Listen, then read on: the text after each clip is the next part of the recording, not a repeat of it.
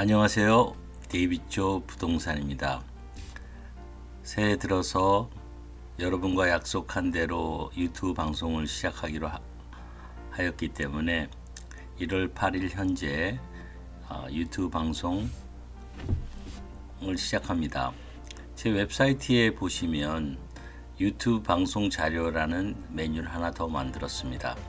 그래서 제가 이 자료를 만든 이유는 원래 당시는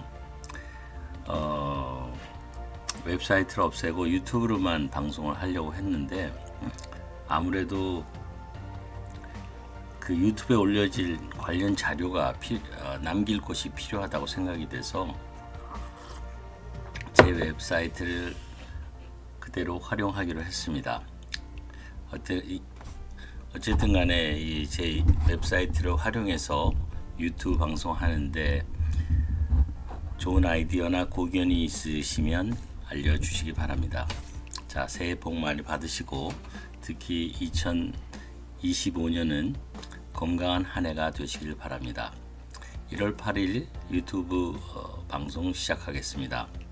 제가 유튜브 방송을 시작하는 기본적인 방법은 좀 이런 순서로 진행할 것 같습니다. 첫 번째, 글로벌 뉴스, 로컬 뉴스, 그 다음에 부동산 상황, 부동산과 관련된 뉴스, 그리고 관심 매물 및 부동산 투자 분석, 이런 순서대로 대략 진행하려고 하고요. 첫 번째, 제가 글로벌 뉴스를 보는 이유는 우리가 비록 미국에서도 서북부에 위치한 시애틀에 살고 있지만 이제 지구 자체가 하나의 국가처럼 가는 시대를 살고 있기 때문에 글로벌 뉴스가 이곳에도 부동산에도 굉장히 많은 영향을 미칩니다. 그렇기 때문에 제가 글로벌 뉴스를 항상 보고자 하는 것이고요. 그 다음에 로컬 뉴스는 왜 보냐면 부동산에 영향을 미치는 많은 요소들이 있습니다. 이것이 어쩔 때는 단 한순간에 어떤 사건으로 인해서 일어나는 것처럼 보이지만 사실은 계속 뉴스들이 점점 집약이 돼서 어떤 방향성을 향해 가고 있는 것입니다. 그래서 글로벌 뉴스나 로컬 뉴스를 통해서 지금 전 세계 경제와 로컬 경제, 또 로컬의 상황이 어떤 방향으로 가고 있는지 이것을 점검하기 위해서 이 두 가지 자료를 매일 제 웹사이트에 스크랩하고 있습니다. 오늘은 제가 좀 얘기하고자 싶은 내용은 달러 인덱스에 관한 내용입니다. 달러 인덱스라는 거는 전 세계 통화 가치 중에서 달러와 비교된 유로라든가 엔화라든가 영국의 파운드화 이런 등등의 것들을 다 취합해서 하나의 기준 달러 가치가 얼마인가라는 그 기준을 보여주는 것인데 작년 9월 이후로 계속 달러 가치가 상승하고 있습니다. 사실상 오랫동안 기준금리를 거의 5%가 넘게 상승시켰던 미국 경제에서 처음으로 금리를 내리면서 원래 계획은 달러 가치가 하락할 것이고 또 미국 국채도 하락할 것으로 예상했는데 지금의 상황은 이와 반대로 가고 있습니다. 그렇기 때문에 상대적으로 보면은 이제 유로와 그 달러의 가치가 거의 대등할 정도가 됐어요. 1불에 1불 3센트 정도니까요. 그리고 한 140 몇 원까지 떨어졌던 그 일본의 엔화도 다시 157엔까지 올라오게 되었습니다. 상대적으로 이제 일본의 엔화가 가치가 하락하게 된 거죠. 달러 가치가 상승하니까 우리와 비교되는 대상 다른 나라의 화폐 가치가 하락한 것으로 보입니다. 캐나다도 지금 1대 1불 43전까지 왔습니다. 참 이렇게 그 달러 가치를 제가 이렇게 보는 이유는 미국 부동산은 해외에서 투자하신 분들도 굉장히 많기 때문에 해외에서 미국에 투자하려면 제일 먼저 달러로 환전해서 들어오기 때문에 달러 가치의 변화가 굉장히 중요한 것이죠. 특히 지금 현재는 달러 가치가 강세에 힘입어서 전 세계 자금이 미국으로 들어오고 있다 해도 과언이 아니고, 그 자금들이 미국의 주식 시장이나 또 나아가서는 부동산 시장에까지 투자가 되고 있기 때문에 달러 가치를 항상 확인하고 있는 것입니다. 그리고 또 한 가지 보고자 하는 것은 10년물 국채에 관한 내용을 좀 살펴보고자 하는데요. 10년물 국채 이자는 지난 1년 동안 그 지속적인 기준금리 인상으로 인해서 작년 4월에는 4.65%까지 아주 10년물 국채 이자가 높았었다가 이제 금리 인하의 기대감으로 이것이 3.65%까지 떨어졌었죠. 작년 한 9월쯤 되죠. 근데 이때부터 실제 기준금리는 내렸는데 오히려 국채 이자는 계속 상승하고 있습니다. 뭐 여기에는 굉장히 많은 변수들이 있죠. 특히 대선을 앞둔 가운데서 재무장관이 옐런이 너무나 많은 단기 국채를 발행한 데도 원인이 있습니다.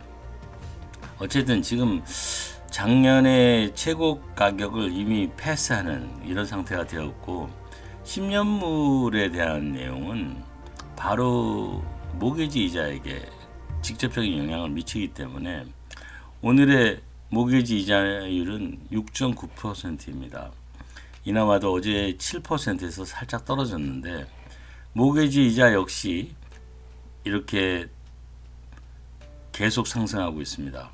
우리가 정말 팬데믹 이후에 거의 2%대까지 떨어졌던 모기지 이자율이 지금 7%에 육박하고 있는데, 이런 사실 때문에 앞으로도 또 특히 2025년에 부동산 마켓이 그렇게 참 예상하기가 어려운 상황에 있습니다. 이제 불과 한 열흘 정도 뒤면 트럼프 대통령이 취임하게 되는데, 그동안 뭐 이미 지금 대통령이 당선된 이후로 실제 대통령이나 마찬가지였죠. 이렇게 글로벌 뉴스에 대한 영향이 모기지 이자에도 영향을 줍니다. 또 한 가지 보고자 하는 뉴스는요. 트럼프 취임 코앞 글로벌 국채 시장 매도세 미국 20년물 5% 찍어 이렇습니다. 사실상 트럼프 대통령은 이제 10일 정도 뒤에 그 대통령으로서 업무를 시작하게 되는데, 사실상 미국의 그 국고가 거의 바닥이고 그동안 옐런이 남발한 엄청난 단기 국채가 이제 장기 국채로 전환될 수밖에 없는 상황이기 때문에 국채의 이자가 상승하는 건 어떤 면에서 자연스러운 결과일 수 있습니다.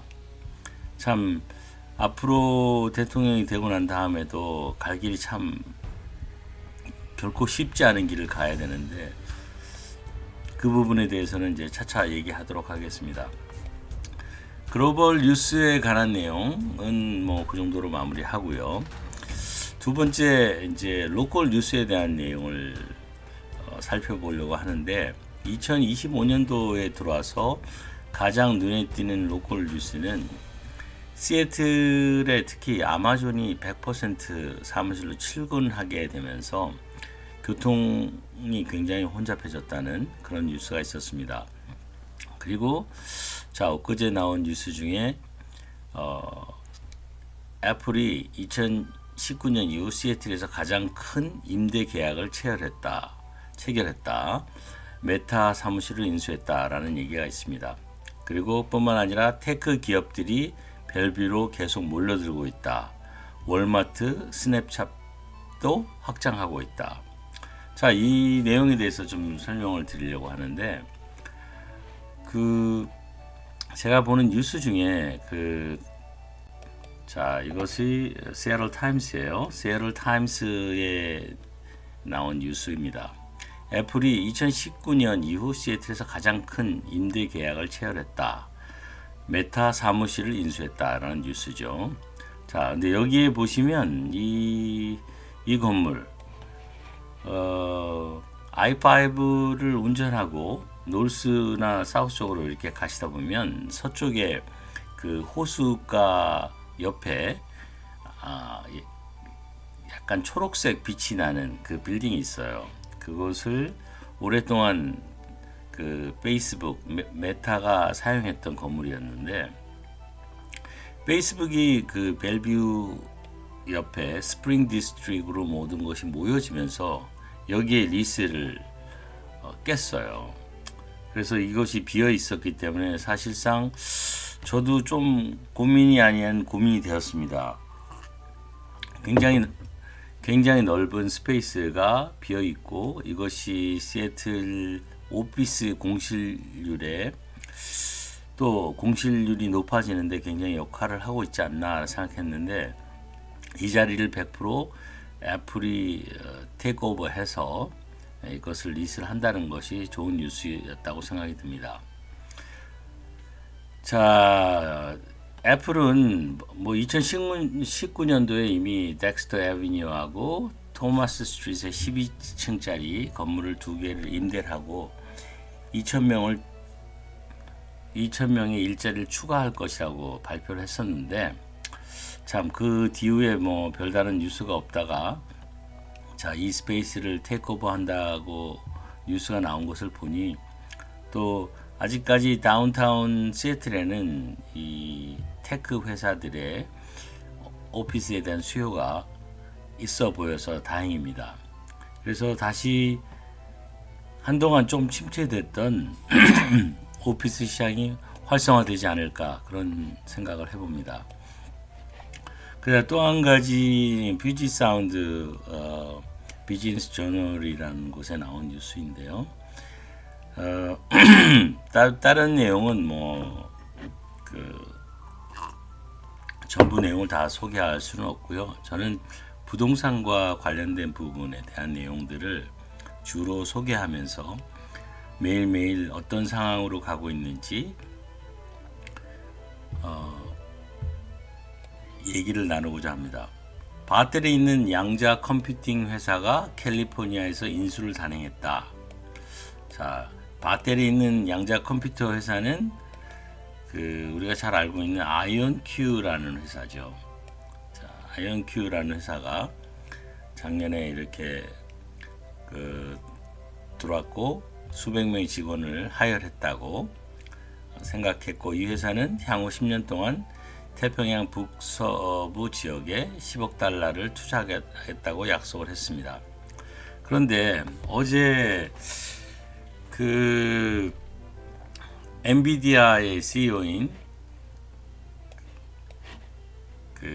젠슨 황이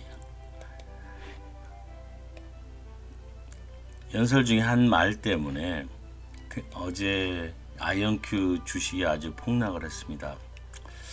사실상 제가 주식에 대한 전문가는 아니지만 요즘 상황을 보면 마치 90년대 말에 닷컴 버블이 한참 뜨거울 때 그때 상황과 비슷한 것 같습니다.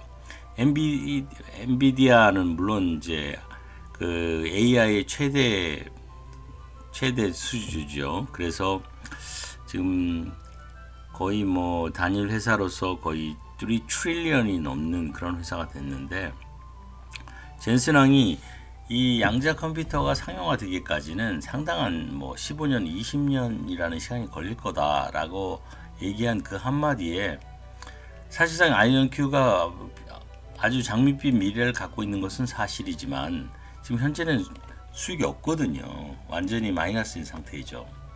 그 말이 굉장한 철퇴가 되었던 것 같습니다.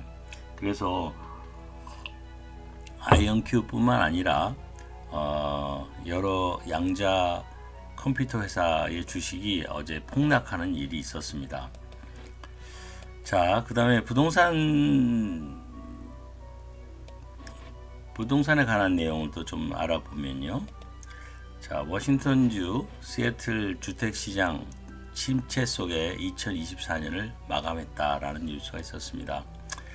자, 분명히 지난해는 셀러에게는 그 팬데믹 이후에 아주 낮은 이자율로 갈아탈 수 있는 기회가 있었기 때문에 대부분의 주택 소유자들은 2~3%대의 낮은 고정 이자율을 갖고 있습니다.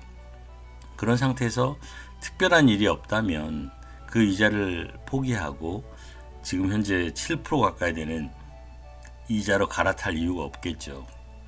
그렇기 때문에 셀러들은 마켓에 나와 있는 매물이 거의 없었다고 해도 과언이 아니었습니다. 또 반대로 바이어에게 있어서도 기준금리가 인하로 앞으로 모기지 이자율이 하락할 거다라는 그런 기대감 속에 당장 집을 사고자 할 그런 동기가 없었던 거죠. 그로 인해서 2024년도는 부동산 최소한 지난 한 15년간의 부동산 시장에서 가장 그 거래 자체가 매매 자체가 아주 한산했던 한 해였던 것 같습니다. 자, 2025년도에도 이런 현상이 당분간은 지속되리라고 생각되는데, 자, 트럼프는 분명히 여러분이 아시다시피 그 부동산 개발업자로서 부동산에 관해서는 굉장히 그 아주 호의적인 정책을 필 것으로 생각이 되고 있지만, 일단 어떤 취임하기 전까지는 일단 지켜봐야 될 것 같습니다. 그리고 어제 나왔던 졸트라고 그러죠. 그 구인 건수가 예상 밖으로 증가해서 이게 2025년도에 금리 인하를 늦게 하지 않을까, 금리 인하가 생각보다 적게 하지 않을까라는 뉴스가 있었습니다. 이로 인해서 또 주식도 좀 하락했고요. 킹카운티의 중간 주택 가격이 80만 불을 넘었다. 뭐 이거는 어제 오늘의 일이 아니죠. 이미 시애틀과 베알뷰 주변에는 이제 그 중간 가격이 80만 불이 넘고 아주 젊은 세대가 집을 구입하기에는 너무 부담스러운 그 정도의 가격까지 되었음에도 불구하고 계속해서 잡들이 들어오고 있기 때문에 뭐 실제적인 수요와 공급 측면에서 생각해 본다면 압도적으로 지금 수요가 높은 상태에 있거든요. 자, 미국 소유주의 34%는 집 절대 안 팔겠다. 당연하겠죠. 누가 그 지금의 7% 가까이 되는 이자로 갈아타려고 하겠습니까? 어쨌든 2025년도의 부동산도 그렇게 전망이 밝지만은 않습니다. 그게 현재까지 상황이었고요. 지금 특별히 제가 관심 매물이나 부동산 투자 대상으로 소개할 만한 내용은 그다지 많지가 않습니다. 아무래도 지금 트럼프 대통령이 취임하고 또 부동산 시장의 변화가 어떤 방향으로 가고 있는지 그 방향을 좀 잡고 난 다음에 구체적인 투자 매물에 대해서 좀 안내를 하도록 하겠습니다. 오늘은 2025년 시작하면서 첫날 방송으로 요 정도만 하도록 하겠습니다. 또 준비되는 대로 계속해서 매일 가능하면 매일 부동산 안내 방송을 하도록 하겠습니다. 감사합니다.